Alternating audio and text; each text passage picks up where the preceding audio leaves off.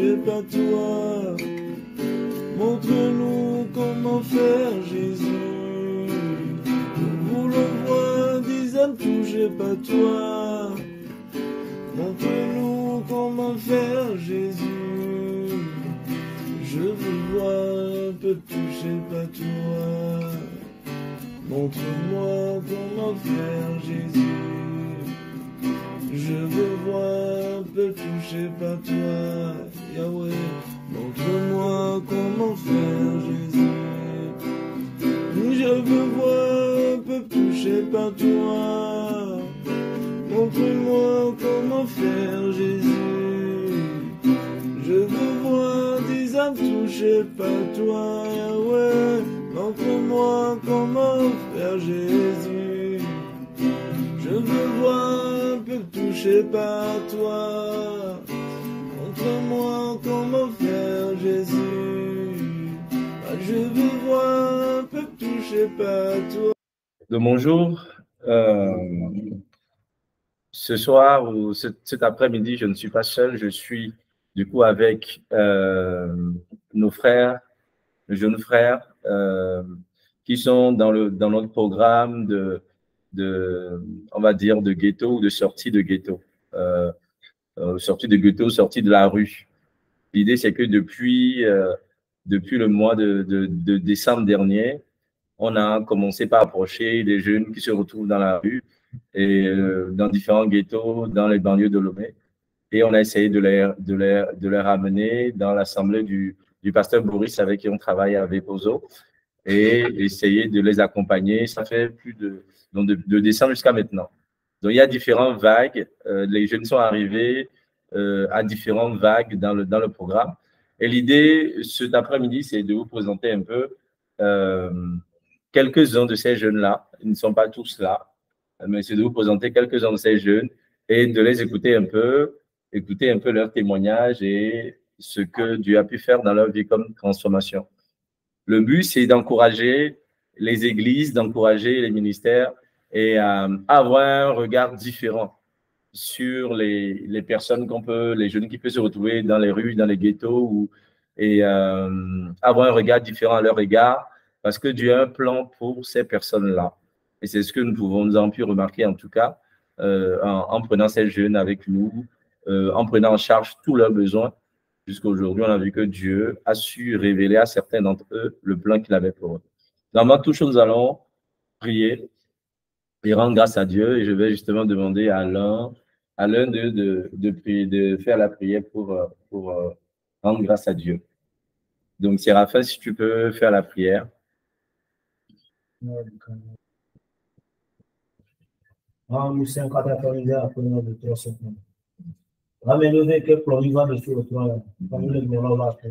Merci. Oh, papa, on nous sait, il faut se donner quel est le premier qui est bon pour faire. Alléluia. Nous te disons merci. Ce n'est pas par notre force, mais c'est par ta force. C'est par ton soutien que nous sommes là ce soir. Nous te disons merci ce soir. C'est toi qui fais de grandes choses dans nos vies. C'est toi qui nous dessine un chemin, qui nous trace un chemin. C'est toi qui nous as choisi des ténèbres et qui nous a amenés dans le lumière. Nous te disons merci. C'est toi qui nous as lavés. Ô Père, nous te disons merci. Merci. C'est toi qui fais de merveilleuses choses dans nos vies. Nous avons prié au nom de Jésus. Amen. Amen. Que Dieu soit béni. Donc, comme je disais, là, on est un peu nombreux. Alors, on fait avec on tourne avec la caméra de l'ordinateur. Tout cela, c'est pas prévu. Mais j'ai voulu profiter de mes derniers moments, de mes derniers instants de la mission à Lomé pour pouvoir enregistrer et pour des temps comme ça et pour faire un compte rendu aussi, pour pouvoir présenter ce qui se fait à Lomé au travers de l'association Gada Pérez, présenter les choses à ceux qui nous, voilà, ceux qui nous suivent et ceux qui connaissent ce que nous faisons depuis l'étranger, aux États-Unis, au Cameroun, en France et ainsi de suite. Donc, on va se présenter. Je vais laisser donc chacun se présenter. On va se présenter à tour de rôle. Donc, je vais me permettre de commencer. Donc, je m'appelle Aman Noumon. Je suis président de l'association Gada Perez et qui a on va dire, deux domaines d'action. Un premier domaine d'action qui est le soutien aux œuvres sociales dans les assemblées locales. Et ensuite, un deuxième champ d'action qui est l'effort, en tout cas le soutien à l'effort d'évangélisation dans les assemblées locales et ainsi qu'à l'effort missionnaire dans les assemblées locales. Donc, voilà un peu les deux domaines d'action que nous avons au sein de l'association Gada Perez. Et donc, sans plus tarder, je vais laisser mes frères se présenter. On va commencer par mon frère Nestor qui est à ma droite. Donc, je me nomme Missa Nestor. Merci. Je m'appelle vraiment Angelo. Angelo. Yes. Mathias. Séraphin. Jacques. Joseph. Constantin. François. Et Nkounou Miracle. Voilà. Donc, il y a d'autres qui ne sont pas là aujourd'hui. Certains sont en formation d'évangélisation. Et voilà le groupe que j'ai pu réunir aujourd'hui. Donc, l'idée, c'est de faire un peu leur connaissance et de voir un peu leur parcours. D'abord, ce qu'ils étaient avant et ce que Dieu a fait d'eux aujourd'hui. Donc, c'est vraiment ce qu'on va faire. Donc, je vais juste préciser que tous ne sont pas arrivés au même moment dans le programme. Il y a certains qui sont venus dans la première vague. Je prends la première vague, il y avait Nestor, Angelo, Séraphin, et il n'y avait que les trois, et puis François. Voilà. Il y avait les trois qui étaient dans le programme. Après, les autres sont venus également dans une autre vague. Mais tous aujourd'hui, ils essaient de persévérer ensemble. Donc, je vais en fait faire juste présenter une vidéo. Je ne sais pas si, je pense que vous-même, vous ne l'avez jamais, vous ne souvenez pas de cette vidéo-là, mais je vais la présenter et, parce que c'est la deuxième visite qu'on avait rendue. On nous avait rendu, je ne sais pas si déjà la vidéo, d'ailleurs, elle passe, mais je ne sais pas si vous vous rappelez de cette vidéo-là, vous.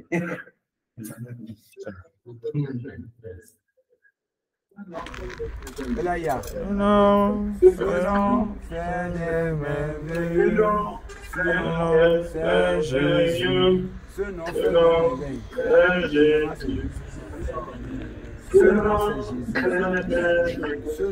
Est-ce que vous vous rappelez ce jour-là?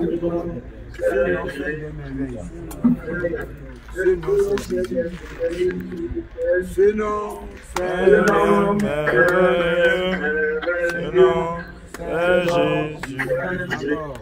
Là, on a Daniel avec ses cheveux.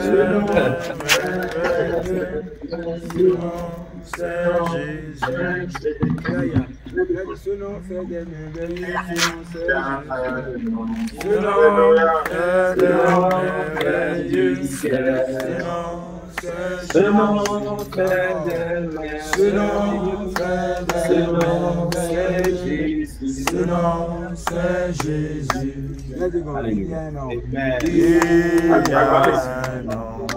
Et François qui déjà à l'époque ne voulait pas du tout s'approcher.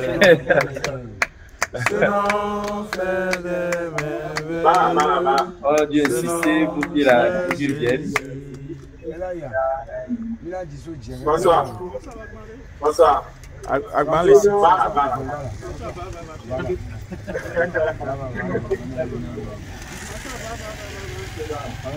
Voilà. Il y a un nom. Bonsoir. Voilà.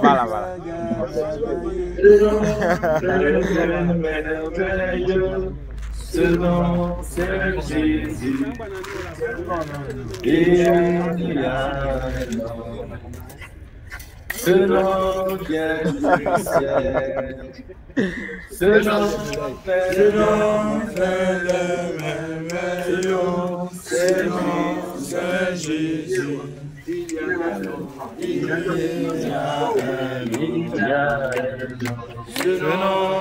Ce nom vient du ciel. Ce nom, c'est Jésus.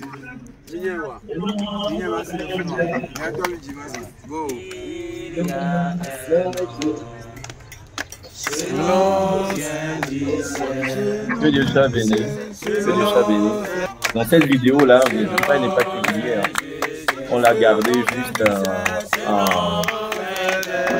entre nous. Ce n'est pas une vidéo qui est publiée. Deuxième vidéo qu'on a voulu garder pour vous montrer le jour comment on s'était rencontrés. Donc que Dieu soit béni. Que Dieu soit béni. Donc ce qu'on va faire, c'est que vous allez passer ici un à un. Et puis, je vais poser des questions pour que les gens puissent faire un peu votre connaissance. D'accord? On commence par toi, Nestor.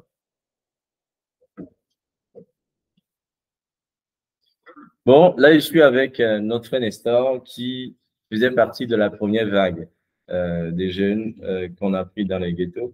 Est-ce que tu peux nous rappeler là où on s'était rencontrés? Et ta situation comme les grands-mères et nous quelle situation comme on les donc ma question c'était de savoir dans quelles conditions s'était rencontré et quel était son état d'alors et quel est son état actuel, sa situation actuelle. Alléluia. Amen. Je me nomme Nestor Messan. Je m'appelle Messan Nestor. Et Kenya Sodogoa, sans et toi, quand on s'était rencontrés, à l'époque, j'étais quelqu'un qui était un soulard, quelqu'un qui était lié par l'alcool. Je pouvais boire et rester dans les rues. Je fumais de la drogue. Ma femme et mes enfants m'avaient abandonné. Plus personne ne s'intéressait à moi.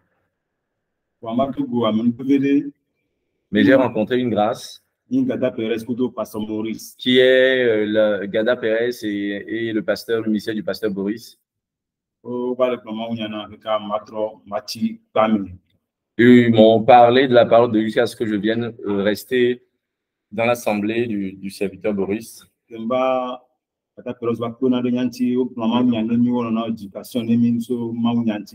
Lorsque je suis arrivé à l'assemblée, Gada Pera nous soutenait, bien sûr, avec l'assemblée également, dans les enseignements, dans la parole et à tous égards. Pour que nous puissions nous détourner de l'alcool, de la drogue, de toute cette mauvaise vie qu'on avait avant. On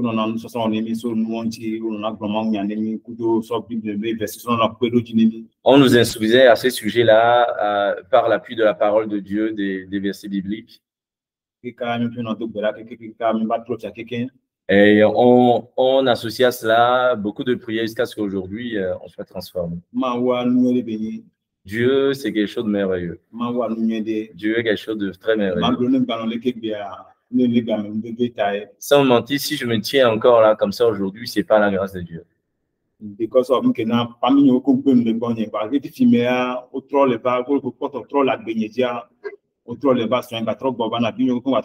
Toute ma famille m'avait rejeté, mais aujourd'hui, parce qu'ils voient sur ma vie, ils sont tous revenus. Ma femme est revenue et mon enfant est revenu. Juste, et nous, on l'a été blanc, et béni que la sua. Et nous, sont venus la sua. Je demandais de présenter vu son âge et combien de femmes et d'enfants il a. J'ai 42 ans. J'ai 3 garçons.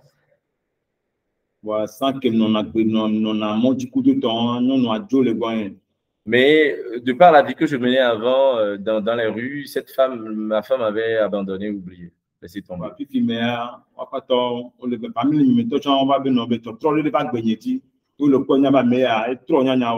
Mais aujourd'hui, toute ma famille voit qu'il y a un vrai changement sur ma vie et il se rapproche de moi. Juste pour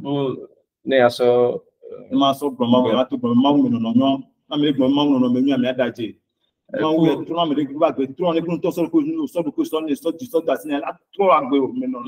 la vie en Jésus, elle est merveilleuse. Quand Dieu veut changer ta vie, il est capable de le faire. Il faut juste se donner soi-même et entièrement au Seigneur et il est capable de transformer nos vies.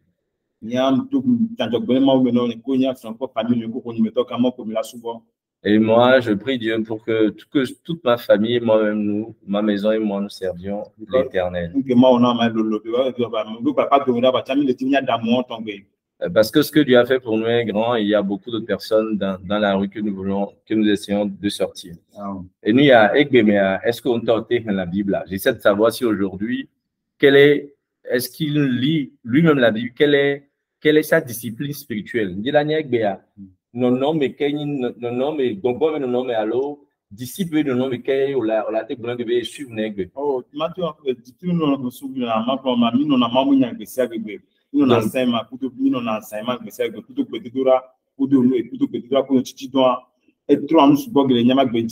vie de disciple que nous menons aujourd'hui est en rapport avec les veillées, la prière, l'enseignement et les jeûnes. Et ça change beaucoup de choses dans notre vie. Et si tu veux demeurer dans le Seigneur, tu dois demeurer dans la parole et dans la prière. Est-ce qu'on t'a dans la Bible là? On t'a dans la Bible là, les quand même. Donc je lui posais la question s'il arrivait lui-même à lire la Bible en français ou en hébreu. Donc il répond que en fait il n'arrive pas à il lit un peu, mais il n'arrive pas à tout comprendre. Néanmoins, il est très attentif aux enseignements, etc. Pourquoi je posais cette question? Je pose cette question parce que c'est un des défis de la mission, c'est amener les gens à pouvoir, qui n'ont pas été instruits, qui n'ont pas été à l'école, de les amener à apprendre à lire et à écrire. C'est pour cela que je pose cette question, pour que vous compreniez aussi que ça, c'est un réel défi qui est d'amener toutes ces personnes-là à la lecture de la parole. OK. Nestor, merci. Donc, tu peux... Je t'en prie. Angelo. Salut Angelo. Salut. Alors, je dis Angelo, mais normalement tu as changé de nom. Tu t'appelles Josué maintenant. Oui, Joseph. Joseph, pardon. Donc, est-ce que tu peux, Joseph, tu peux nous dire Agbekononasa? Kudo Agbekononegbeya. Est-ce que vous donc je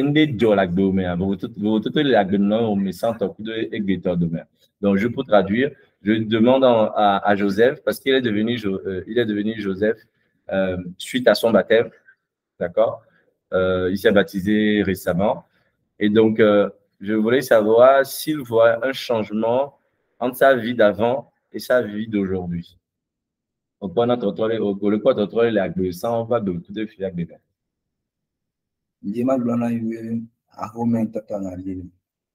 J'aimerais vous dire que c'est depuis ma maison que j'ai commencé, mais autant qu'a dit le. Et c'est depuis la maison c'est depuis chez mes parents que j'ai commencé, mais voilà, mon banditisme et mon voyou.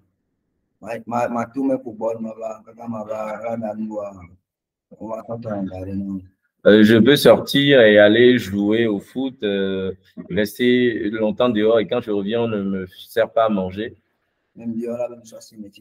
Et quand je pose la question, quand je demande à manger, on me demande si j'ai déjà payé, si j'ai remis l'argent pour faire les courses avant de demander à manger.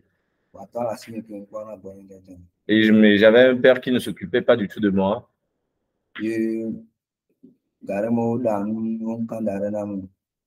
Et un jour, ils ont préparé et ils ne m'ont pas servi. On a préparé à la maison, on ne m'a pas servi mon repas.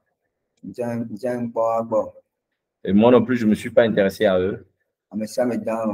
Tout le monde dormait.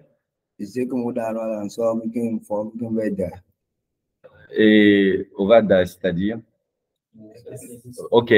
Donc, quand tout le monde s'est mis à dormir, j'ai ramassé toutes les casseroles de la maison dans lesquelles ils font la cuisine sans me servir moi. Donc, j'ai été vendre toutes ces casseroles-là de la maison. Je les ai vendues à 1250 francs CFA. Et j'ai acheté là-dedans de la drogue. Et donc, j'ai pris le reste de l'argent pour jouer aux jeux de hasard. Quand je suis rentré, on m'a demandé si c'est moi qui avais pris les casseroles, j'ai dit non.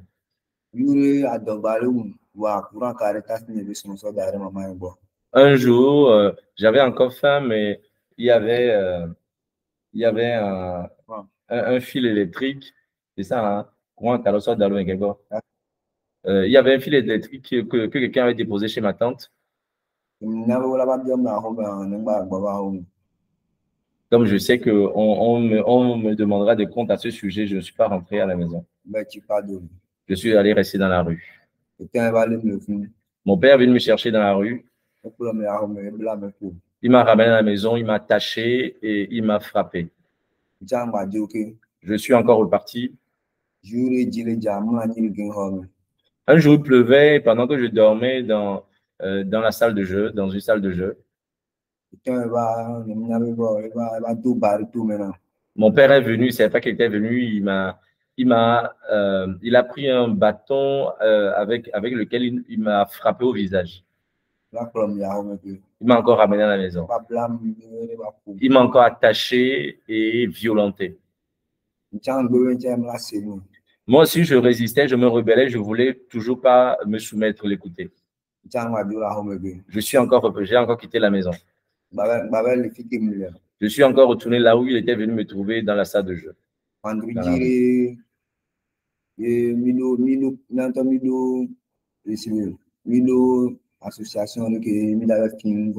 Et c'est un vendredi où nous avons même un groupe de voleurs où on planifie souvent des vols. Nous avons été, pour la première fois, on a commis les premiers actes de vol. Lors des deuxièmes actes de vol, il y a une alarme qui s'est déclenchée. On a arrêté certains parmi nous, mais moi, on n'a pas pu m'arrêter. Je suis resté et pas caméo. Je suis resté, en tout cas, au lieu où on se cachait à l'époque, où on dormait à l'époque jusqu'au lendemain. La sécurité m'avait vu et m'a demandé de venir. Quand je suis arrivé, ils m'ont attrapé. Ils ont appelé leur responsable.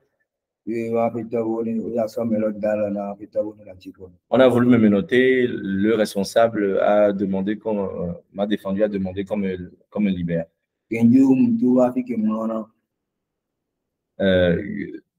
Quand je suis sur... Alors, nous avons pris le cours, d'accord? À résumer, et nous avons vu le cours. Donc,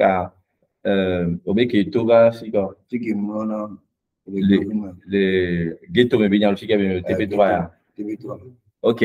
Donc, puisque c'est un des jeunes qu'on a pris, TP3, c'est un quartier, c'est une zone qui est mitoyenne au port autonome de Lomé, d'accord? Et donc, c'est dans ce lieu où tous ces jeunes, la plupart de ces jeunes se retrouvaient. Donc, quand il est revenu donc, à ce lieu-là d'hébergement, en tout cas précaire,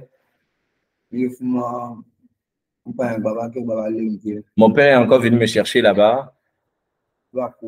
Il m'a encore frappé. Et depuis ce jour, j'ai quitté la maison, je ne reviendrai plus jamais à la maison. Quand je vois mon père, je me cache. Un jour, on était dans une de nos demeures là, précaires, en train de fumer la drogue.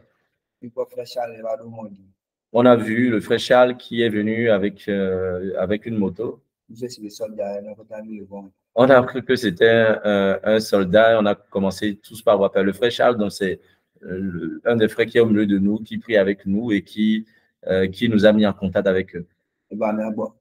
Il était venu nous visiter. Il nous a demandé si c'est ici que nous dormons. Nous avons dit oui. Il nous a remis 1000 francs, c'est francs CFA. Et il a dit qu'il va partir, mais il va revenir après. Frère Claude. Dans la deuxième fois qu'il devait revenir, il est revenu avec le frère Claude et le frère Victor. Ils nous ont remis 10 000 francs CFA. On a tous partagé cela. Et la troisième fois, quand ils devaient revenir nous visiter, ils sont venus avec de la nourriture, le riz et tout ça. On s'est assis, ils étaient assis avec nous à cet endroit, on a tous mangé ensemble et causé avec eux. Le lendemain, donc dimanche, le frère Charles est venu nous chercher là-bas à TP3 pour nous amener à l'assemblée.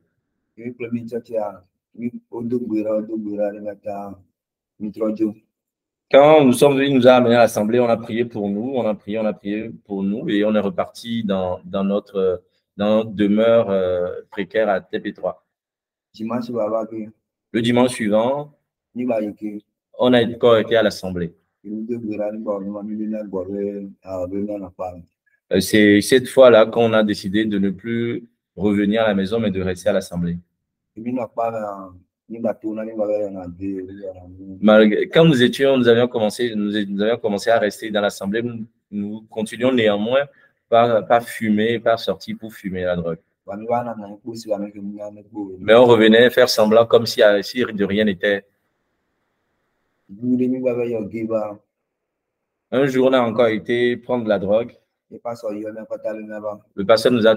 pasteur Boris nous a tous appelés, convoqués. Et il me demandait si j'avais encore été fumé. J'ai dit oui. Et j'ai commencé, je me demandais, bon, mais comment le pasteur a-t-il fait pour savoir que j'ai été fumé? C'est là que je suis parti avec cette interrogation. Par ce questionnement ces questions que le pasteur m'a posées, ça a commencé par me faire réfléchir. Tout seul.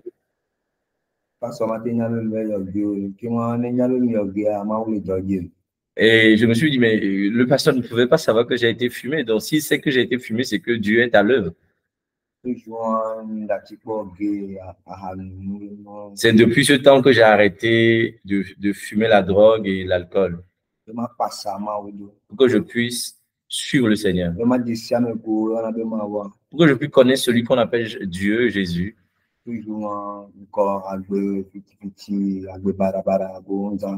Depuis ces jours, j'ai abandonné ma vie de désordre et de débauche que je menais.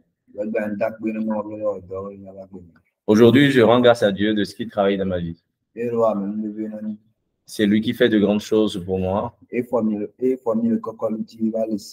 lui qui nous a pris des tas d'ordures, qui nous a lavés. Et nous ne pourrons que lui rendre, lui dire nos remerciements. Il a fait de grandes choses dans la vie. Amen. Depuis quand est-ce que ce bébé on va y drogue ou pas? Et est-ce que on t'a au bon fivé ce game pas ça pour prendre un kaka na gamme on va y drogue mais kaka na bien. Je voulais savoir si depuis que cet événement est arrivé, est-ce qu'il n'est plus jamais retourné à la drogue et à l'alcool jusqu'à aujourd'hui devant le Seigneur? Voilà. Il y a eu quelques mésententes entre nous qui a fait que j'avais quitté le foyer, j'étais reparti. Quand j'ai quitté le foyer, j'étais retourné à notre demeure à TP3, j'ai repris mon ancienne manière de vivre.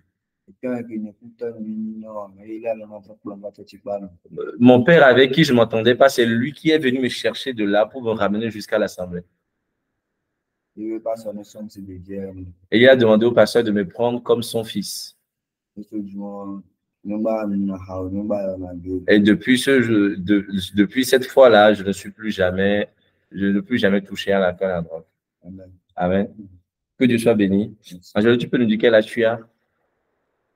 19 ans. 19 ans. Donc, un jeune garçon de 19 ans. Tu as fait combien de temps dans la rue? 3 ans. 3 ans. Donc, tu as 19 ans. Donc, tu étais dans la rue donc depuis tes 16 ans, c'est ça? OK. Très bien. Ayons, merci.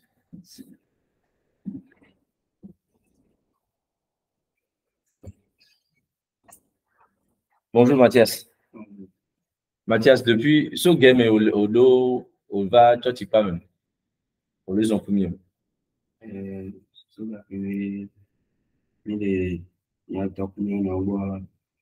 Donc, c'est question, mais ce gars, mais on va bien encore, c'est que on va pas mais aller 3 mois, 2 mois, et bien on va me troisième vague alors, 2 mois et on y va. Donc tu es venu, tu es rentré dans le programme juste en fait 2 mois, d'accord?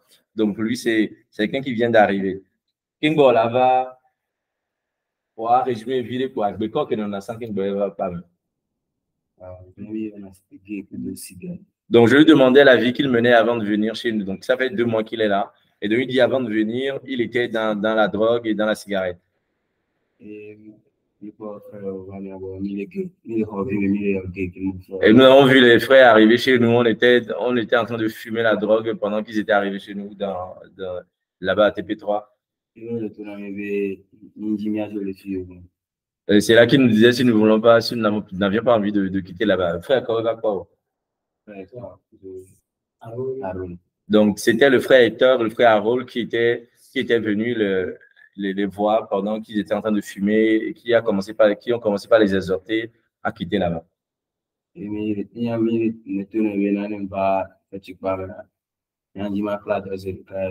Et donc, je lui ai dit que moi, si je dois venir à l'Assemblée, il faudrait que je trouve tout de suite un métier à apprendre. Et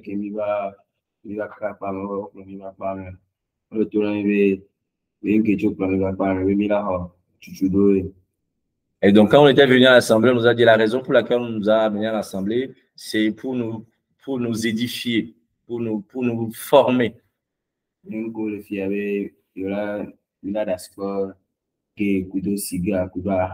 Pour que nous puissions abandonner la drogue et la cigarette.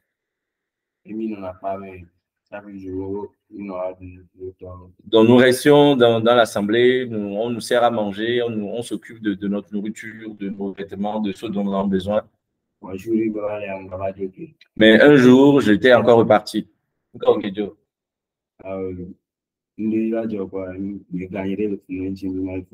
Mais un jour, j'étais reparti parce que quelqu'un me devait de l'argent là-bas dans le ghetto. C'est pour ça que je suis reparti là-bas. Et pareil, quand je suis retourné là-bas, je suis retourné dans ma vie d'avant et dans la débauche, dans la drogue, etc. Et après, et j'étais retourné à... D'abord, j'étais chez ma mère, j'étais revenu à TP3. Alors, j'ai dit à un de mes amis que j'allais retourner à l'Assemblée. C'est comme ça que je suis revenu, du coup, avec cet ami-là. Nous sommes venus, j'étais reparti seul, mais nous sommes revenus à 2 à l'Assemblée. C'est là qu'on m'a beaucoup exhorté à rester là et à ne plus repartir. Et depuis ce jour, on ne fume plus ni la cigarette ni la drogue. Jusqu'à aujourd'hui, je ne me suis plus remis là-dedans. Amen. Est-ce qu'aujourd'hui, comme tu vois, Dieu fait quelque chose dans ta vie?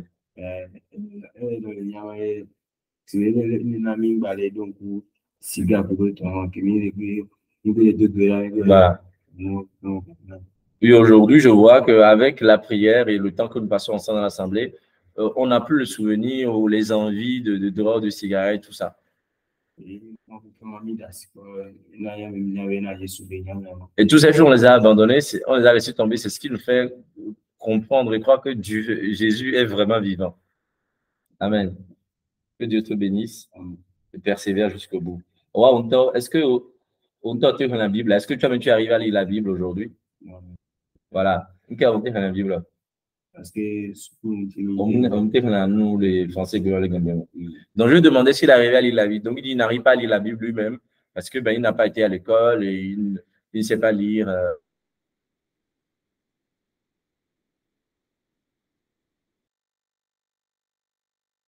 20 ans. Donc c'est des jeunes, hein, 19 ans, 20 ans. Aignan, merci beaucoup Mathias. C'est la fin.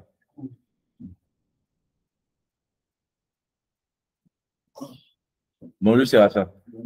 Donc toi, tu étais dans la première vague qui était arrivée. Donc on va dire que tu fais partie des aînés de l'équipe. D'accord? Donc, tu auras forcément beaucoup plus de choses à dire, mais on va simplifier la chose, d'accord? Comme beaucoup de personnes l'ont passé. Est-ce que tu peux nous dire ce que tu étais avant, ce que Dieu a fait de toi aujourd'hui, d'accord? Ou les choses que tu aimais avant, les choses que tu aimais faire avant, et les choses que tu as envie de faire aujourd'hui. D'accord? Parce que je sais que aujourd'hui tu as envie de servir le Seigneur. Donc, je veux que tu nous dises les choses que tu aimais avant et les choses que tu aimes aujourd'hui, tu veux faire aujourd'hui. Donc, vas-y, Séraphin. Sans que nous les visions, Avant, quand on était dans le monde, demandons à mes grands. je voulais être meurtrier. Et c'est aussi un métier. Surtout que nous avons tout le monde. Mais parce que je lui demandais si si c'était un travail tuer. Je me dis, il ne sait pas, mais il y avait que ces pensées-là qui l'animaient. Tuer ou commettre des meurtres. Là, donc, là, J'ai appris la mécanique et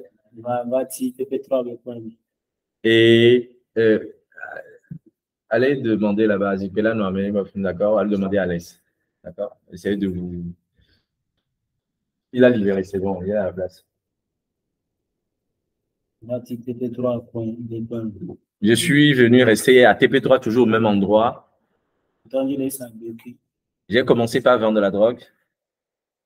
Je j'aimais j'aimais déposséder les gens de leurs biens. Tout ce qui est du vol, ça, n'en parlons même pas.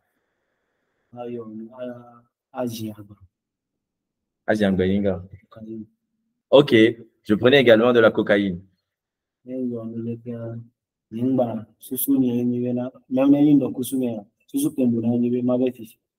Et quand je prenais la cocaïne comme ça, les seules pensées qui m'animaient, c'est d'aller voler. J'étais avec mes amis, mais eux aussi, ils m'encourageaient dans ce désordre-là, dans cette ville-là.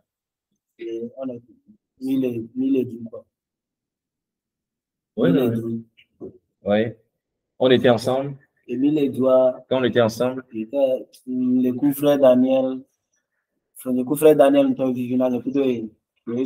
quand on était ensemble, j'avais beaucoup plus de proximité. J'avais beaucoup de proximité avec le frère Daniel.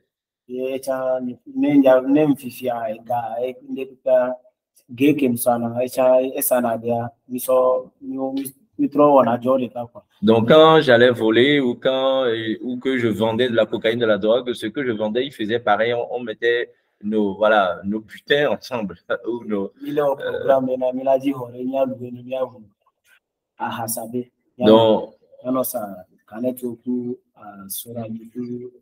Donc, on prévoyait en fait mobiliser de l'argent pour pouvoir ouvrir une boutique, un bar de boissons, de canettes, etc. Un jour, j'étais parti pour aller voler dans une ville qu'on appelle Agoué, banlieue de Lomé. Le lendemain, je n'étais pas venu.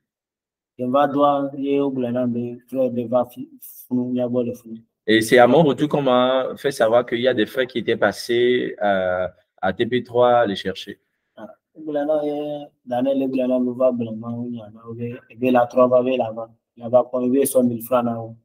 Et c'est Daniel qui m'avait dit que ces frères-là sont venus et leur avait parlé du Seigneur qui promettait revenir, il leur avait remis 1000 francs CFA. Donc, eux, ils avaient déjà dépensé, partagé l'argent 200 et ils lui ont laissé ces 200 francs. Samedi, le samedi suivant, donc, le frère Claude, Hector et Charles sont revenus. Ils étaient venus, on était en train de fumer. Moi, j'étais complètement à côté puisque j'avais tellement fumé, j'avais pris de la cocaïne, j'avais tout pris. J'étais complètement en extase. C'est quand ils sont arrivés que tout le monde avait arrêté de fumer et c'est là qu'ils sont venus me réveiller, moi, dans la chambre. Si on peut l'appeler chambre.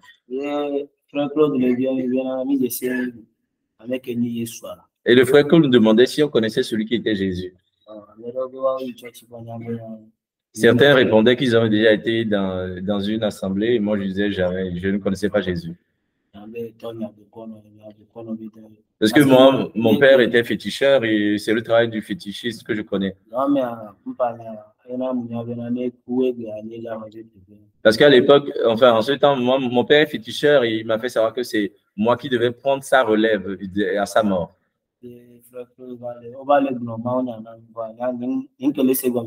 C'est là qu'il me parlait, il continuait à nous parler de la parole de Dieu, mais moi je ne comprenais rien de ce qu'il disait. Ils nous ont exhortés avec la parole et en partant, ils nous ont remis 10 000 francs. Ils nous ont demandé de manger, voilà, d'acheter ce que nous voulons avec ça. Mais ces 10 000 qu'on nous a donnés, ben, on a encore été acheter de la drogue avec. Charles est revenu encore la semaine d'après. Et il nous disait que le dimanche qui allait suivre, il allait nous amener à l'assemblée. Et donc, ce dimanche-là, on s'est préparé, on s'est lavé, on l'attendait. On est donc venu à l'assemblée. On nous a très bien accueillis à l'assemblée. Et après la prédication, le pasteur nous a tous convoqués, appelés. On nous a préparé à manger. On a bien mangé. Il nous a remis l'argent pour le transport de retour. Et on est retourné à TP3. La deuxième fois, nous sommes encore revenus. On nous a demandé, avec insistance, de rester à l'assemblée. Moi, j'ai dit que je ne pouvais pas rester et que j'allais aller chercher mes affaires et revenir après. On m'a donc remis 1 000 francs pour que j'aille chercher les affaires de tout le monde et ramener. Mais je suis allé là-bas, je ne suis pas revenu, j'ai continué dans mes ventes d'alcool, enfin de drogue. Et là-bas, j'ai senti comme une forte oppression aller encore plus loin dans mon voyoutisme, dans mes bêtises, parce que j'étais resté seul. Alors, j'avais comme une forte envie de faire encore plus de mal, plus de bêtises.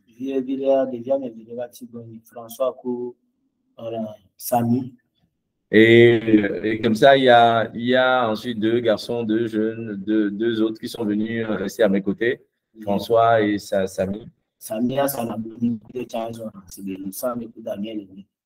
Voilà. Et Samy, c'est un vendeur de fruits et c'est aussi un ami comme Daniel à l'époque.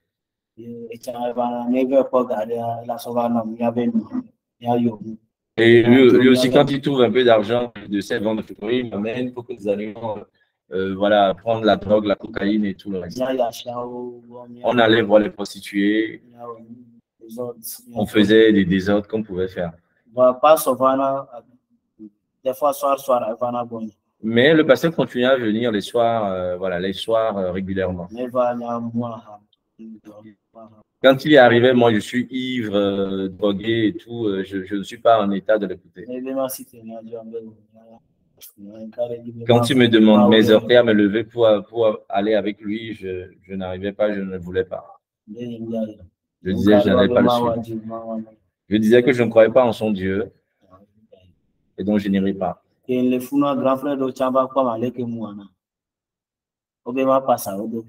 Grand frère Kao. Donc, quand j'étais là-bas, d'autres aînés dans la rue sont venus me voir voilà, ce que je faisais dans la rue. Ils ont voulu m'amener avec eux dans leurs affaires. Donc, on avait prévu que j'aille au Ghana pour me former dans le meurtre, pour qu'on achète des armes. Le pasteur continuait toujours à venir. Le soir, on avait prévu quitter à 1h du matin pour aller au Ghana.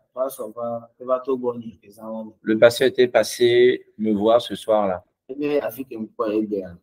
Il m'a dit là où je lui ai trouvé, là, de cette rencontre-là qu'il y a eu aujourd'hui. Si je ne partais pas avec lui, il n'allait pas repartir seul. Alors je lui ai dit non, mais pasteur, je ne vais pas aller.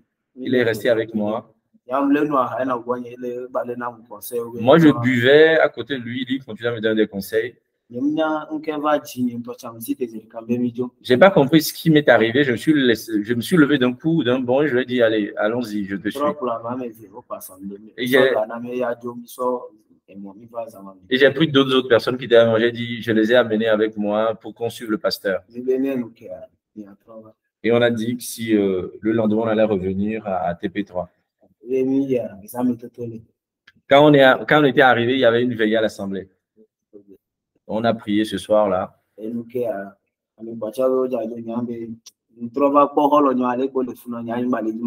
Le lendemain, les deux nouvelles personnes que j'avais prises avec moi pour venir à l'Assemblée voulaient repartir. Mais moi, après avoir vu la situation, quand j'ai retrouvé mes amis avec qui j'étais venu, mes amis Daniel ou autres qui étaient venus la première fois, j'ai un peu voulu repartir. Alors, j'ai remis l'argent à ces deux jeunes pour qu'ils puissent, et afin qu'ils puissent repartir eux s'ils voulaient. Le jour qui a suivi, j'étais moi aussi retourné, reparti à TP3. Ce jour-là, j'ai été volé des objets dans un garage. Et j'ai été vendre les choses, les objets que j'avais volés à 135 000. Et j'avais prévu du coup aller louer une chambre avec ça. Et ce jour-là, Frère Daniel était venu chez moi. Et dès qu'il est venu, j'ai laissé tomber mon programme initial. Et je lui ai remis l'argent pour qu'il aille, pour qu'il me dévance, je le rejoindrai tout après. Et dès qu'il est parti, j'ai pris après une moto pour le suivre. Et depuis ce jour-là que je suis revenu à l'Assemblée, je ne suis plus jamais reparti jusqu'à aujourd'hui. Quand je suis venu, quand j'étais à l'Assemblée, je sortais quand même avec Daniel et d'autres pour aller fumer la drogue. On continuait à fumer malgré qu'on était à l'Assemblée.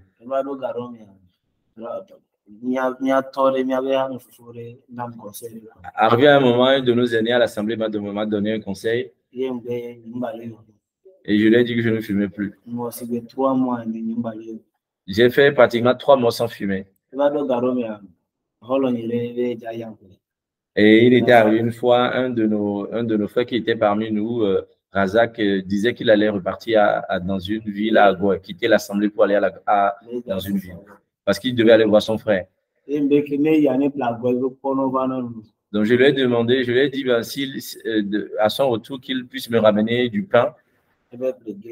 Lui, il est revenu, il m'a ramené du pain, il m'a ramené de la drogue au lieu du pain. Alors, c'est là que j'ai encore repris ces drogues-là, je l'ai fumé et je suis retombé encore dans la drogue. Alors, j'ai repris encore, du coup, les jours qui ont suivi à reprendre encore de la drogue. Et à chaque fois que je fumais, je revenais, le pasteur m'appelait. Il me disait, quand il m'appelle, il me dit, aujourd'hui, quand tu es sorti, tu as fumé deux drogues, ou je ne sais pas comment vous les quantifier, tu as fumé 2 fois. Et il me disait aussi que j'ai fumé voilà, une baguette de cigarette. Mais à chaque fois, quand il me reprenait comme ça, me disait à chaque fois les choses que je faisais, ça commençait pas à me faire peur. Et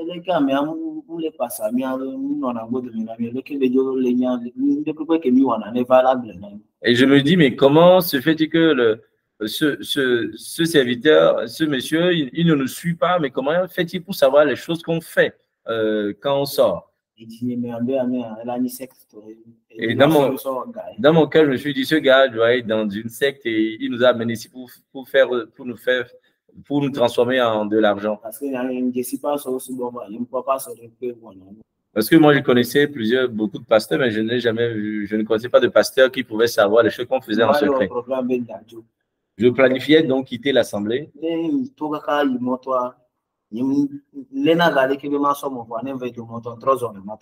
quand je sors comme ça dans la rue, je sors jusqu'à la route pour prendre la moto.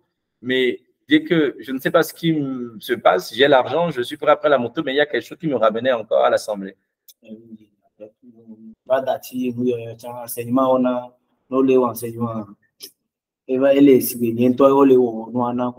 Et à force d'écouter les enseignements, j'ai l'impression qu'à chaque fois, les enseignements parlaient de moi et j'ai commencé pas me questionner, pas abandonner cette vie-là. J'ai donc laissé la drogue et le reste. Mais après, toujours avec ce frère-là, on a encore retombé encore une fois. Et après, il est parti, lui, il a quitté le foyer. Donc, Razak aussi, c'était un frère qui était parmi eux. Donc, lui, il a quitté le foyer. C'est depuis ce jour-là que moi aussi, j'ai arrêté ma drogue. Donc, je rends grâce à Dieu pour tout ce qu'il fait. Donc, avec Béa, aujourd'hui, qu'est-ce que tu as envie de faire dans ta vie?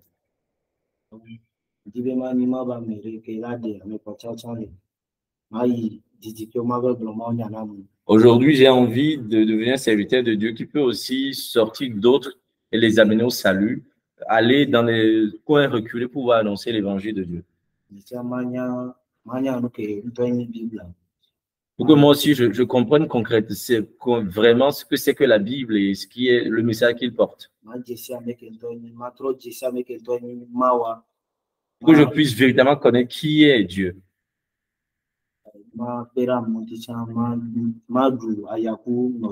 Que je puisse souffrir avec mes frères et que je puisse aider mes frères. Pour que aussi ils trouvent et rencontrent le salut. Amen.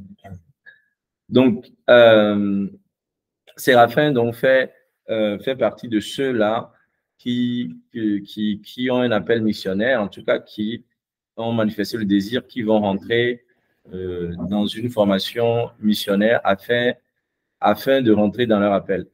Donc, on ne va pas forcément le dire là, mais il a reçu différents songes qui attestent cet appel-là du service de Dieu.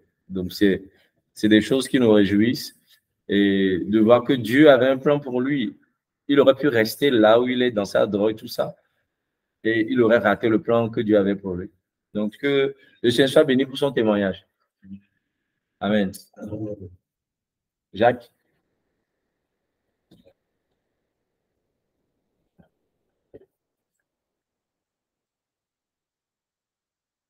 Salut Jacques. Les deuxième vague, non, troisième vague. Deuxième vague. Donc, vous allez quoi? Jacques, fique agbeko que nous avons kingoé midogomi. Ye agbeke le dit la nuegbe, alors le nuegbe, le dit la cinéma.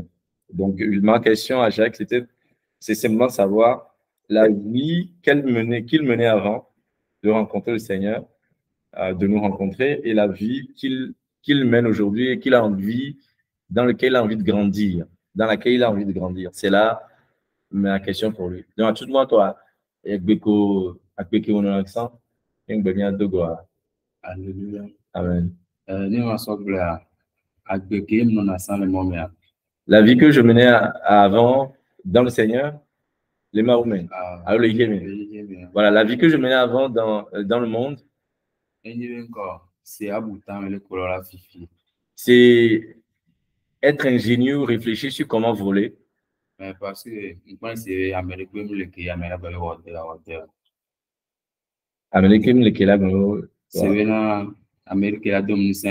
voilà, ok. Parce qu'il n'y a personne pour me dire, pour m'encourager à faire un travail, à apprendre un métier ou à faire un métier. Donc, tout ce qui me concernait, c'était le vol. Jusqu'à ce que je rentre vraiment dans du vol d'un autre niveau. Mais je me rendais compte qu'à chaque fois qu'on se regroupait, on faisait un plan pour aller voler ensemble. Moi, je me faisais arrêter alors que les autres s'en sortaient.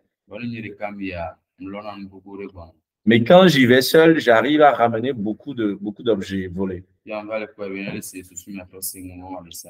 Et du coup, je me suis rendu compte que moi, j'étais beaucoup plus ingénieux que les autres. Mais on m'a donné de la manière dont je fumais la drogue ou la cocaïne avant d'aller commettre mes actes de vol. Je vois que la manière dont mon cerveau aussi, je devenais très intelligent. Je devais maintenant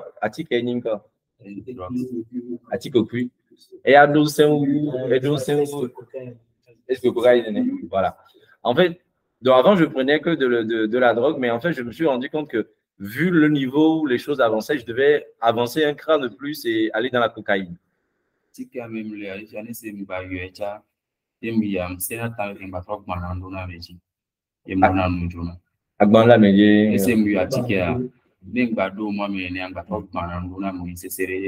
Ok.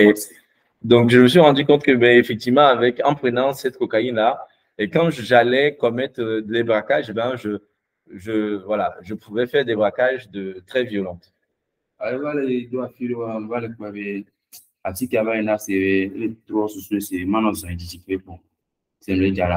un moment donné, j'avais l'impression que ces cocaïnes que je prenais, m'amenaient à aller loin, comme dans la folie.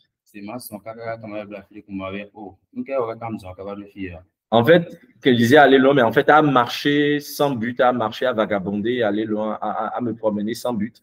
Et je peux marcher jusqu'à un moment, à un niveau, je me demande, mais qu'est-ce que je fais au juste en marchant comme ça? Où est-ce que je vais en marchant comme ça? Et je revenais en arrière encore. On m'a donné. À un moment donné, je voulais encore, comme j'étais en manque d'argent, je voulais encore retourner dans le vol, aller commettre des braquages. C'est là où, c'est dans ce plan-là de vol que je me suis fait, je suis tombé dans un piège.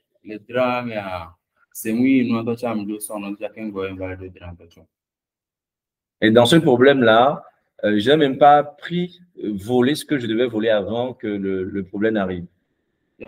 On m'a frappé, tellement frappé. J'étais complètement désossé.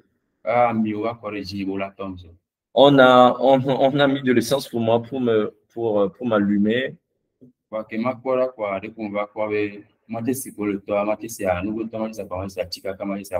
Mais je vois qu'à chaque fois, ils ont mis de l'essence pour moi, ils voulaient avec une allumette.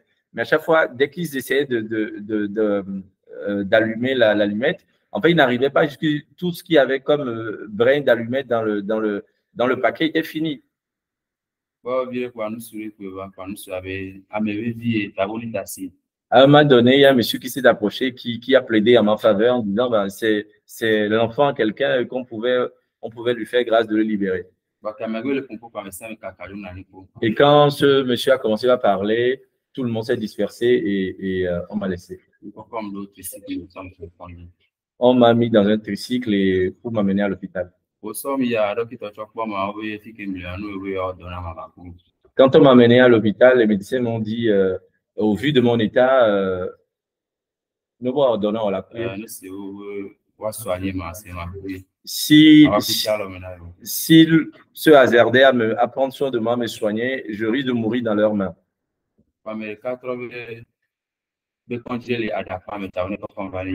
Alors, il y a des personnes présentes qui disait qu'il y avait une boutique, ou enfin, non, pas une clinique ou un hôpital dans une ville, dans une autre ville, qu'on pouvait m'amener là-bas.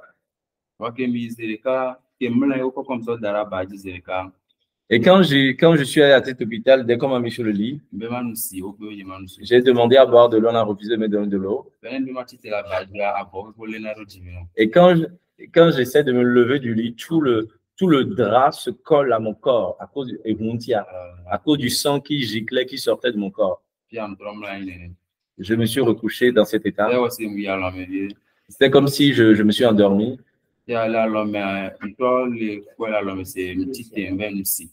Et dans mon état, dans ce sommeil, j'avais l'impression de m'être levé pour aller boire de l'eau. Et Pablo, mais il dit que c'est carreau blanc. Alléluia. Mais je me suis vu aller boire de l'eau dans une douche et cette douche était carrelée, tout était en blanc, d'une blancheur inouïe. Et quand j'ai bu, j'ai un peu roté et je suis revenu me coucher. Et là, quand je me suis couché, je me suis réveillé, j'ai demandé si je pouvais aller uriner.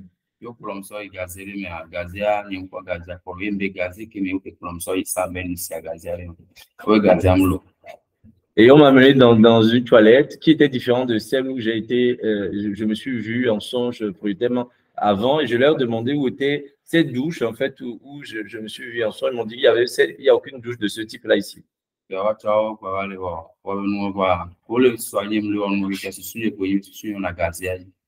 Mais à chaque fois, quand ils me soignaient, tout ce qu'ils me faisaient, mes yeux, mes pensées étaient toujours sur cette douche-là où je me suis vu boire de l'eau. Il faisait tout ce qu'il pouvait, mais la plaie était toujours là, douloureuse. Il me disait que celui même qui m'a ramené à l'hôpital ne décroche plus quand on l'appelle. Et il voulait savoir si, en me libérant, après m'avoir libéré, si j'allais retourner chez moi à la maison.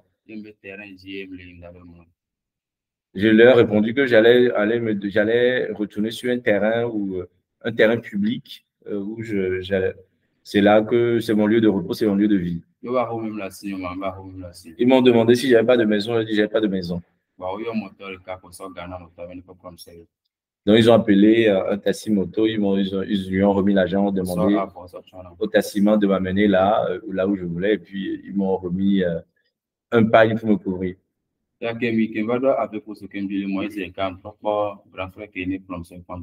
Et dès que je suis venu avec vous, j'ai vu tout de suite la personne qui avait plaidé pour moi, qui m'avait amené à l'hôpital.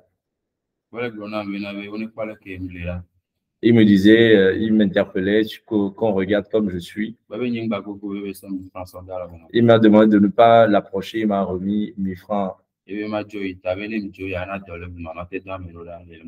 Il m'a demandé du coup d'y aller et si jamais j'avais faim, que je pouvais envoyer quelqu'un pour lui faire savoir, pour le lui faire savoir.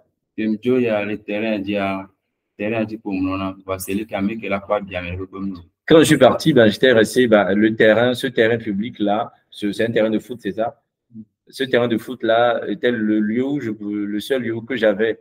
Et j'étais là, il n'y avait personne pour prendre soin de ma plaie, donc j'étais seul là, sur ce terrain, à dormir, à vivre sur ce terrain.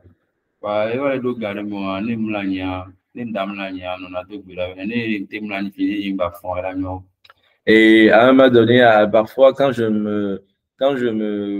me coucher, avant de me coucher, je priais, je disais si je pouvais me coucher, ne plus me réveiller, ce serait merveilleux, ce serait bon. C'est là qu'un jour, je me suis réveillé. J'ai pris un bois, je me suis efforcé pour m'appuyer dessus et pour sortir un peu. J'ai vu une folle assise le long d'un mur. Et la folle m'a fait signe de l'approcher. La folle, la dame a commencé pas me demander ce qui m'était arrivé. Donc je lui ai dit que j'avais fait un accident. Il me demandait est-ce que maintenant je prenais soin de ma plaie. Je lui ai dit non. Elle me demandait si elle me proposait de le faire pour moi, si j'allais l'accepter. Et je me suis un moment interrogé, je me suis dit waouh. Donc il y a une folle qui me propose de prendre soin de mes plaies. Je me suis dit c'est pas grave. Je me suis assis pour qu'elle le fasse.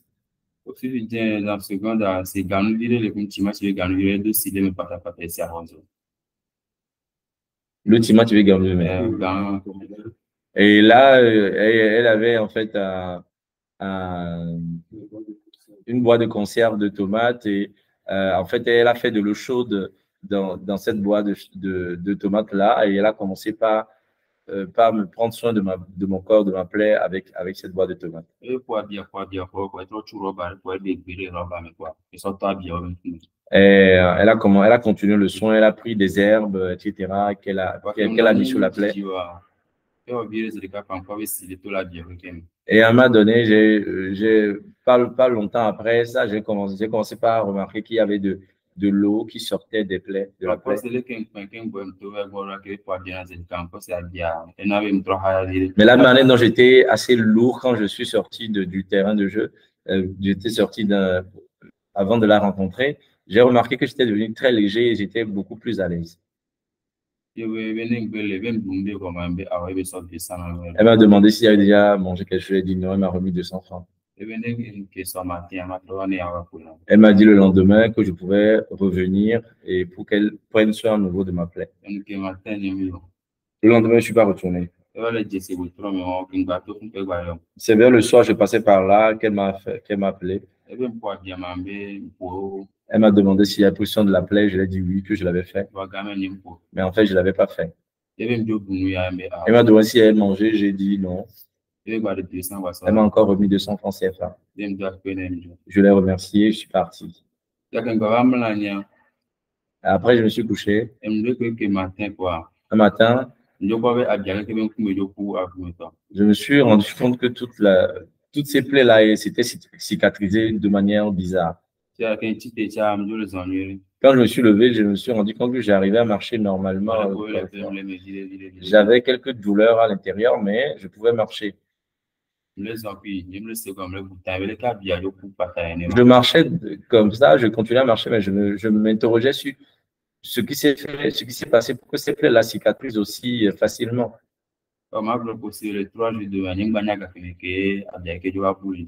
Et je dirais qu'en l'espace de 3 jours, je ne sais pas du tout comment c'est arrivé que la plaie est complètement disparue de mon corps. Je me suis dit, j'étais fatigué de rester sur ce terrain de foot-là et j'ai voulu aller rester à la plage. Donc, je suis désormais, je suis allé à la plage je suis allé vivre à la plage et sans avoir un travail.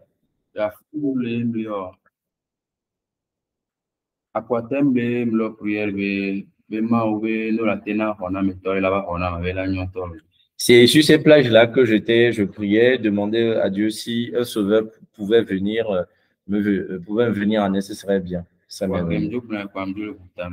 Et j'ai prié ainsi, je réfléchissais. Je me suis tué comme si c'était une parole vaine que je venais de dire. Et le lendemain, dès le lendemain de ce jour-là, le pasteur Boris est venu à la plage. Et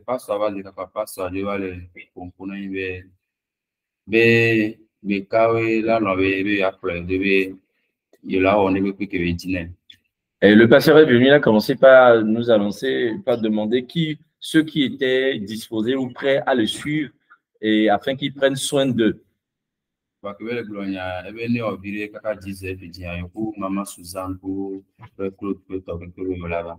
il nous disait que tout à l'heure à 10 heures, donc il va gagner mais il va gagner mais il y a un temps qui va. Là, non, 8 heures, 9 heures. Le pasteur était venu plus tôt, du coup, il était venu pour mobiliser du coup les gens, les préparer à recevoir les missionnaires qui allaient arriver. Donc, du coup, le pasteur leur a annoncé qu'il allait revenir vers 10 heures. Donc, lui, il était passé le matin très plus tôt. Il leur a annoncé que vers 10 heures, il allait revenir avec Suzanne Méré et le frère Claude et d'autres également qui étaient dans l'équipe.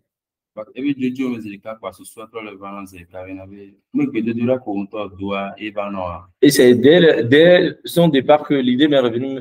Je me suis rappelé de la pensée, une pensée m'est venue en me disant, mais c'est justement la prière que toi-même tu faisais tout à l'heure. Si un sauveur pouvait venir en aide, ce serait bien. Du coup, je retournais la tête comme si c'était quelqu'un qui parlait derrière mon dos parce que cette voix-là était réellement audible. Alors,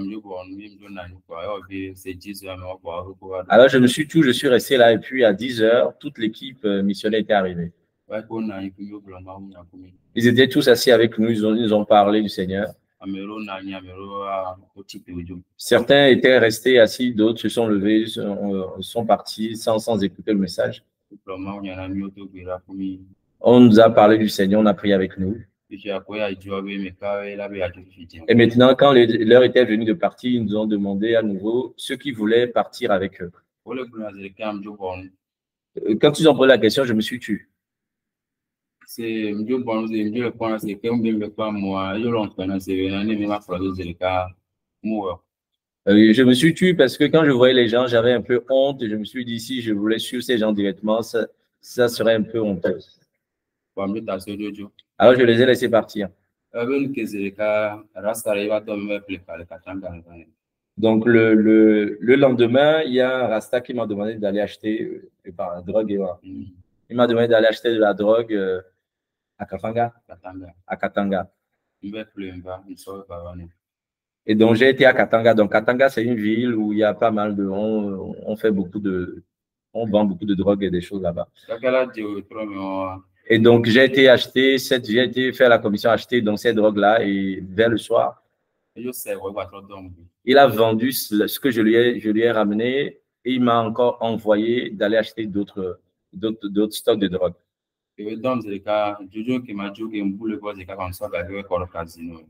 Et quand il m'a envoyé de nouveau, je suis parti, mais je n'ai pas été acheter ce qu'il m'a demandé. J'ai été mettre cet argent-là dans le jeu de hasard. Et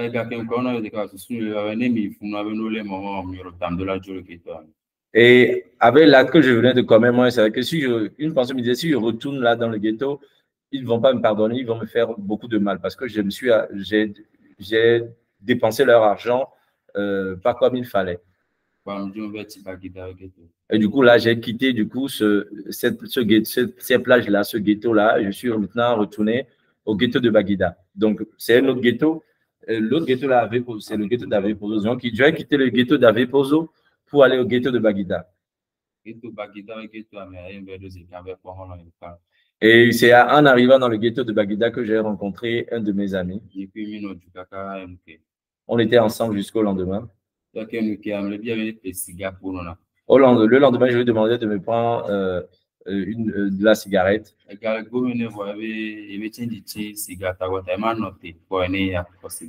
Il avait de l'argent dans sa poche, mais il ne voulait pas l'utiliser pour me procurer la cigarette. Je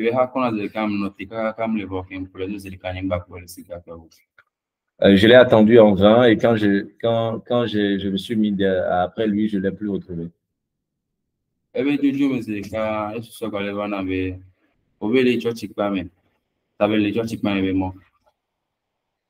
C'est après son départ que la pensée m'est revenue en me rappelant, tu voulais aller à l'Assemblée, suivre ces personnes, alors il faut que tu prennes la direction de l'Assemblée.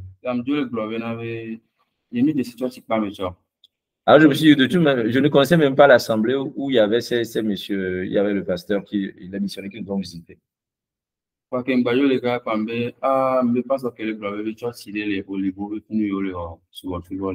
je me suis rappelé que le pasteur disait que son assemblée était dans la ville, dans le quartier Olibokopé, et que c'est là-bas qu'il avait son assemblée.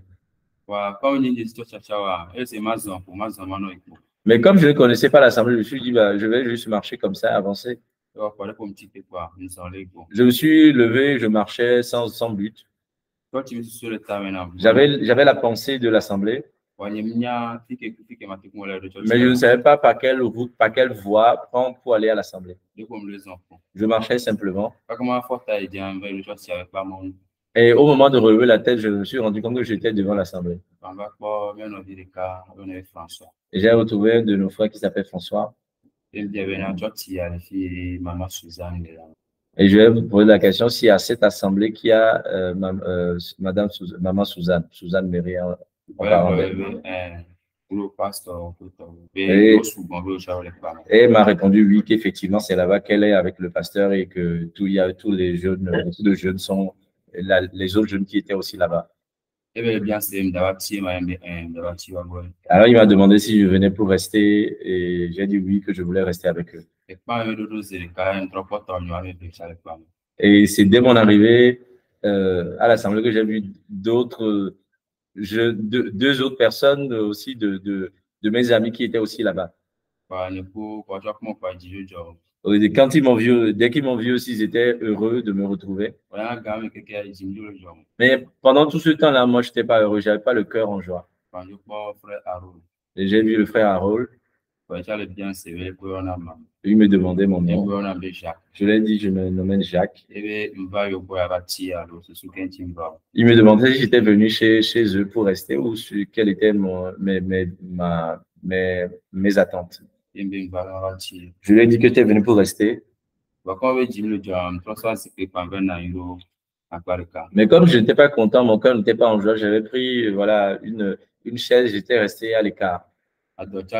J'avais aussi faim. Mais du coup, on est venu me demander s'il y avait mangé. J'ai dit non.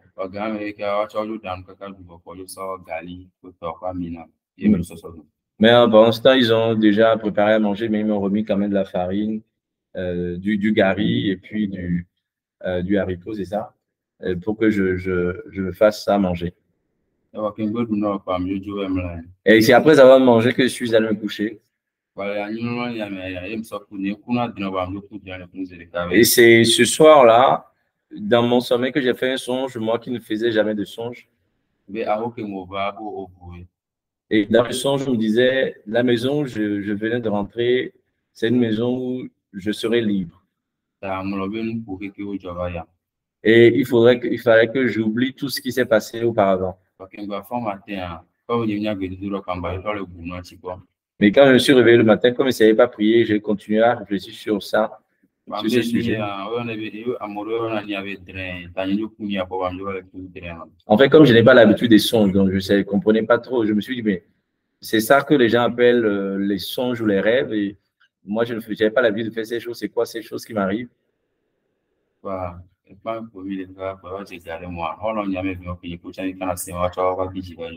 Donc, on était là dans le foyer, enfin à l'Assemblée à l'époque, et les deux autres amis avec qui, mes deux autres amis qui étaient là aussi heureux de me trouver au début, ils sont repartis. Et quand ils sont repartis, j'avais aussi envie de partir. Mais dès que l'idée me vient de partir, il y avait comme quelque chose qui me retenait. Et à chaque fois, quand il y a quelque chose que je dois partir, il y a cette force, il y a cette chose-là qui me retenait encore là-bas.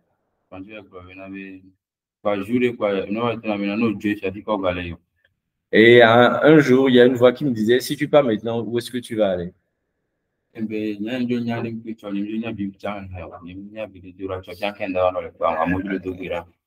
me suis répondu, déjà, moi, je ne sais rien, je ne sais pas lire la Bible, je ne sais même pas prier. Et il n'y a que ça que les gens font ici. Ça me sert à quoi de rester ici? Je me suis tué et j'ai laissé tomber. Et le lendemain, dimanche, on était à l'Assemblée. Le frère Claude est venu me demander si je savais lire. J'ai dit oui. Mais à l'époque, je ne savais pas lire. Mais du coup, il m'a remis une Bible pour que je lise.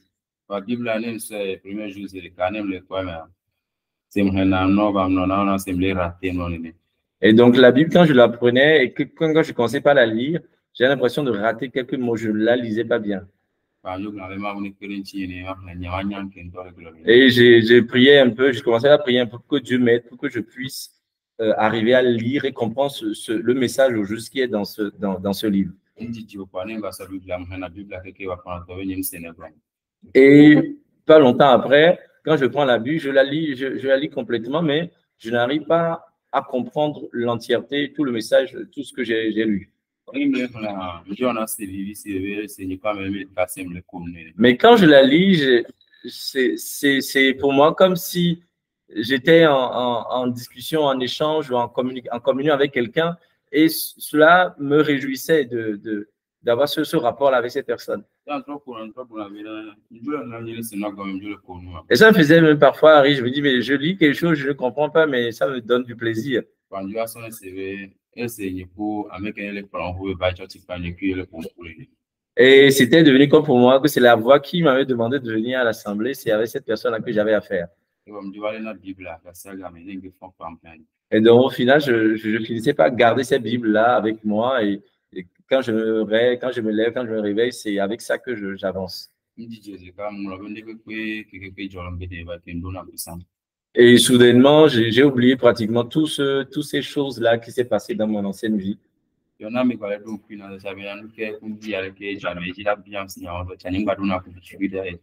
même quand aujourd'hui on me pose des questions sur ce passé-là, je n'ai même plus le souvenir pour pouvoir répondre comme il faut aux questions qu'on me pose.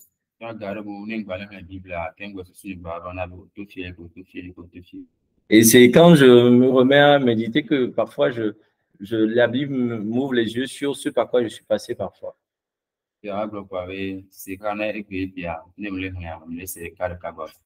Et pour résumer jusqu'aujourd'hui, quand je lis la Bible, je comprends petit à petit. Et je vois que je suis beaucoup plus libre qu'avant. Parce qu'avant, mes pensées étaient comme les pensées d'un fou.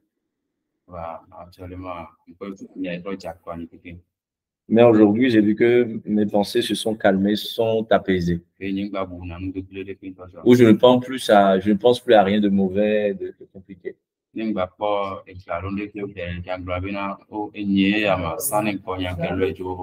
quand je trouve de l'argent avec mes yeux, quand je vois de l'argent posé quelque part, je me dis, waouh, c'est moi. Si ça avait été hier, j'aurais déjà pris cet argent-là depuis. Alors je me dis que vraiment Dieu est à l'œuvre. C'est là que je me rends compte que Dieu est vraiment à l'œuvre dans ma vie. Parce que si c'était avant, j'aurais déjà volé toutes ces choses que je vois, que mes yeux voient. Mais aujourd'hui, mon cœur et mes pensées sont détournés de toutes ces mauvaises choses. Maintenant, quand je m'assois, mes pensées, ma préoccupation, c'est comment faire pour apprendre à lire la Bible comme il faut et comprendre tout le message de la Bible. Pour que toute ma vie soit transformée. Et c'est comme ça que je veux le prendre comme mon Seigneur, mon Sauveur. Amen. Amen. Amen. Que Dieu soit béni. Amen. Amen. Merci Seigneur.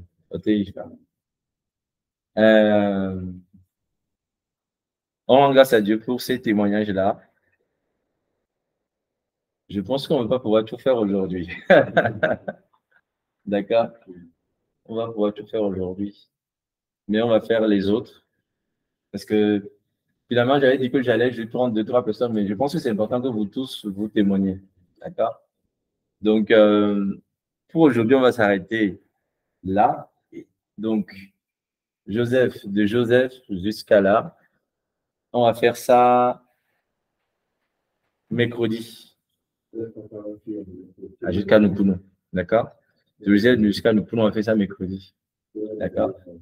Et parce que, comme il se fait, si la vidéo est trop longue, on ne peut pas charger ça sur Internet. D'accord?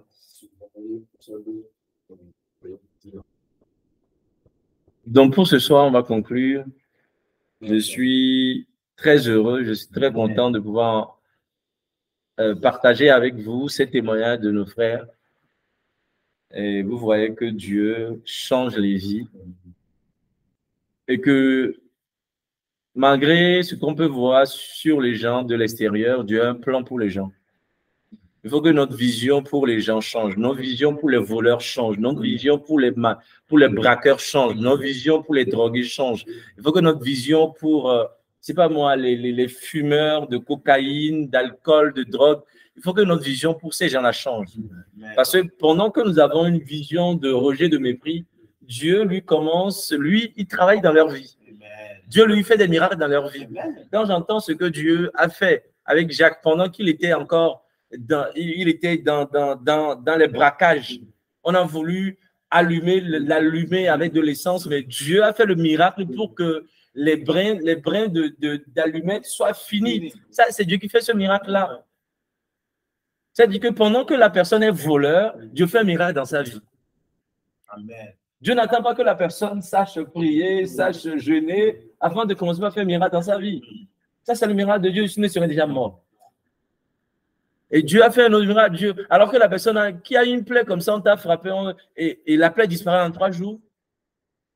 Encore le miracle de Dieu dans la vie d'un malfaiteur, d'un braqueur, d'un bandit, d'un voyou. Dieu fait des miracles. Et nous, l'Église, nous attendons que la personne vienne d'abord dans l'Église pour que Dieu fasse des miracles. Donc nous devons emboîter le pas au Seigneur. Emboîter le pas au Seigneur et dire, Seigneur, conduis-nous vers... Nous voulons juste ouvrir nos mains à tous ceux qui veulent venir vers nous. Nous ne savons pas ce que tu as prévu, ceux qui ont ton appel sur leur vie, nous ne le savons pas, mais toi, tu les connais. Vous êtes nombreux à venir, mais à chaque fois, vous dites, certains partent, vous restez. D'autres partent, vous restez. C'est ça.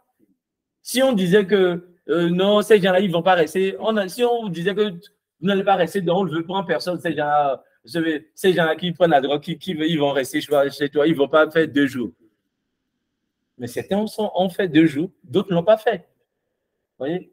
Donc, on doit ouvrir nos bras pour accueillir. La Bible dit que le royaume de Dieu est comme un filet qui est jeté dans la mer. Ça prend toute espèce de poisson. Et c'est après qu'on fait le tri. Donc, c'est différents types de poissons. Vous voyez? Il y a des poissons qui sont repartis, des poissons qui sont restés. Il y a des poissons qui ont l'appel de Dieu, des poissons qui n'ont pas l'appel de Dieu. Il y a des drogués qui ont l'appel de Dieu, des drogués qui n'ont pas l'appel de Dieu. Mais le royaume de Dieu que nous sommes, quand nous jetons le filet, nous prenons tout. On ne fait pas le tri avant de jeter le filet. Quand on vient à Tepetora, là, on embarque tout le monde, vous tous venez. Quand on vient à Vepezo, on dit vous tous ceux qui venez, venez. On va à Baguida, tous ceux qui venez, venez. On va à Katanga, tous ceux qui veulent nous suivre à Katanga, venez. Après, Dieu fera lui-même son triste. Mais ce n'est pas à nous qui disons, lui, quand je parlais, il m'écoutait beaucoup. Donc, lui, là, il appelle, viens. L'autre, je parlais, il ne m'écoutait pas. Comme disait Séraphin, il est en train de boire son alcool, on lui parle de Jésus. On aurait pu dire, lui, il ne veut pas de Dieu, en fait. Comme pourquoi continuer à prêcher à quelqu'un qui dit, non, il ne veut pas ton Jésus, lui, il préfère l'alcool, il préfère la drogue. Mais il faut que nous soyons ouverts pour accueillir tous les poissons. Tous les poissons. C'est Jésus lui-même qui fera le tri après. Et donc voilà la gloire de Dieu pour moi. La gloire de Dieu, c'est que les personnes sur qui personne ne pouvait miser. Les personnes sur qui personne ne pouvait, on ne pouvait même pas mettre un franc sur vos vies. Mais c'est sur ceux-là que Dieu a misé son Fils. Ce qu'il y a de plus précieux sur la terre. Dieu a misé son Fils sur vous. Là où aucun homme, même vos propres parents, parfois ne voulaient même pas déposer 100 francs pour dire Lévi à la trop. Cet enfant va changer demain. Et vos parents même ne voulaient même pas miser sur vous. Mais le Père Céleste a misé son Fils Jésus. Waouh! Quel amour du Père! Non, Dieu est merveilleux. Il a misé sur nous qui n'étions rien. Sur nous qui n'avions rien. Comment décevoir ce Dieu qui a misé sur nous? Là où personne ne voulait miser sur nous. Dieu était le seul à croire que nous pourrions le servir. À croire que nous aussi pouvons être quelque chose. Même entre nous, même le problème, on sait que nous, on ne peut rien faire. Bien, mais Dieu, alors que nous ne croyons même pas en nous, lui, il a cru en nous. Que vraiment son nom soit béni. Amen. Il est un Dieu merveilleux. Alléluia.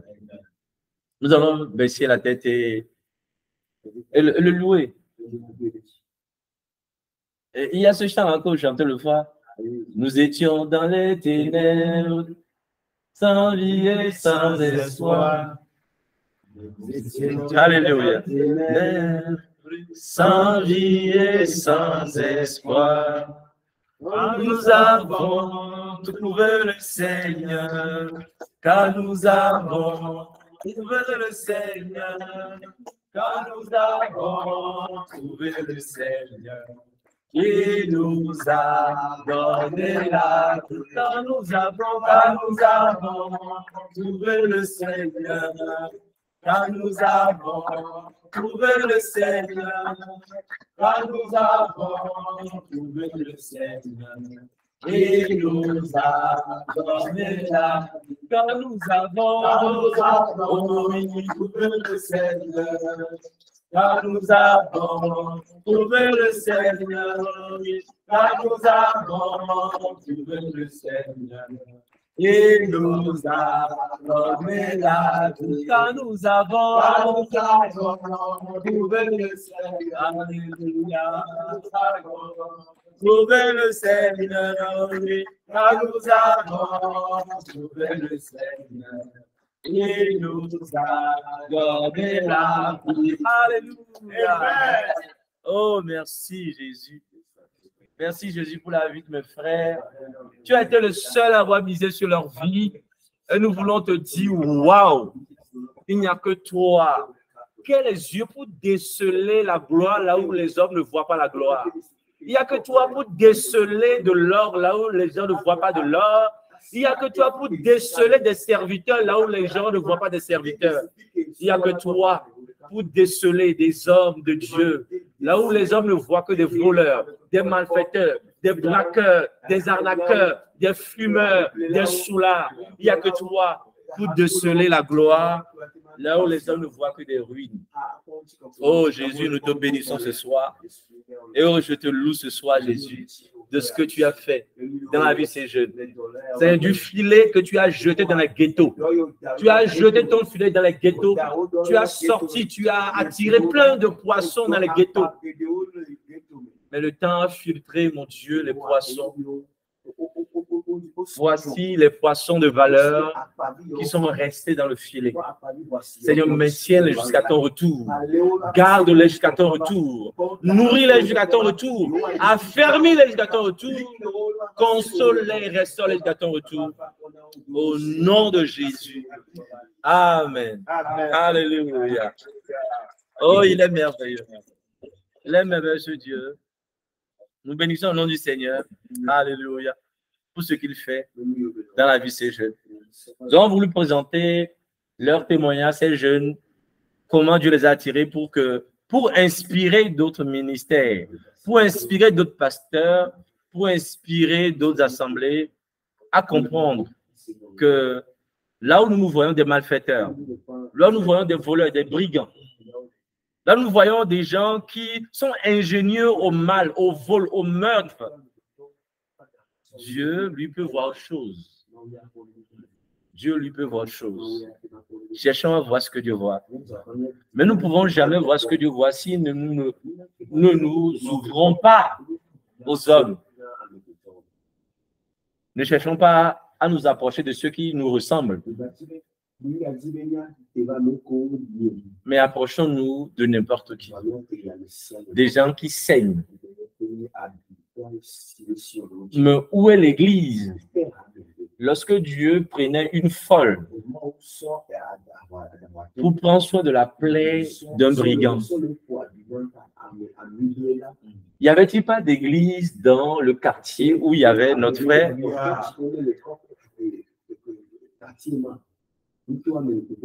Mes amis, si l'Église ne veut pas jouer son rôle, Dieu utilisera des folles. C'est le Dieu souverain. Je veux que vous compreniez que si aucun homme ne veut vous aider, Dieu utilisera des folles pour vous aider. Dieu utilisera c'est pas moi, des pierres pour vous venir en aide. Il dit, j'appelle quelqu'un de l'Orient pour venir accomplir mes desseins.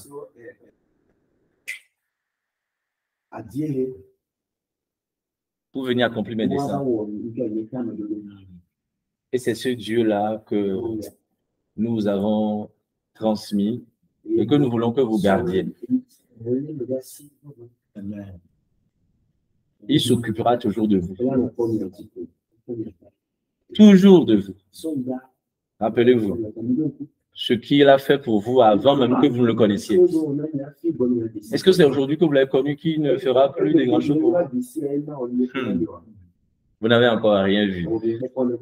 Les choses glorieuses sont devant vous. Amen. Vraiment saluer du coup nos amis, on va s'arrêter là. On vous bénit, vous qui nous suivez. Que Dieu vous bénisse. Et soutenez également ces jeunes dans la prière, parce que le combat est là, la tentation est là, mais ils veulent aller de l'avant. La paix de Dieu est sur leur vie, ils iront de l'avant au nom de Jésus. Dieu les affermira, mais accompagnons-leur par nos prières, par nos soutiens financiers également, parce qu'ils doivent manger, ils doivent dormir, ils doivent s'habiller. Et il faut que l'Église paye pour ça. Amen. Voilà, on va s'arrêter là. Amen. Nous pouvons saluer, dire au revoir du coup à ceux qui vont nous suivre. Alléluia. Et en fait, Harold, c'est Harold qui est le surveillant du foyer parce que les jeunes, ils sont d'abord, on les accueillait initialement à l'assemblée. D'ailleurs, tout nouveau jeune qui veut rentrer dans le programme est accueilli à l'assemblée. Et après, on a loué une maison où on les accueille. Donc, après un certain temps à l'assemblée pour les discipliner à la prière, à la parole, on les amène maintenant au foyer des jeunes. Et c'est Harold qui est le surveillant dans ce foyer. C'est lui qui les soutient, qui les aide là-bas. Harold, aujourd'hui, vous êtes combien à la maison? Nous sommes 11, plus ou moins, 11. Donc, il y a 11 à la maison. Il y a combien? Il y en a 10 à peu près à l'assemblée. Il y a 14 à l'assemblée. Il y a 14 à l'assemblée. Et parmi les 14, il y a 9 petits, 9 jeunes. Il y a 9 qui sont de 9 ans, 11 ans. Ils doivent tous retourner à l'école. Et donc, retourner à l'école, il faut payer l'écolage. Et donc, que l'Église vraiment se réveille et que l'Église voit que Dieu est en train de faire une œuvre et qu'on suive Dieu là où il va. D'accord? Donc, soyez bénis au nom de Jésus. Amen. Au revoir.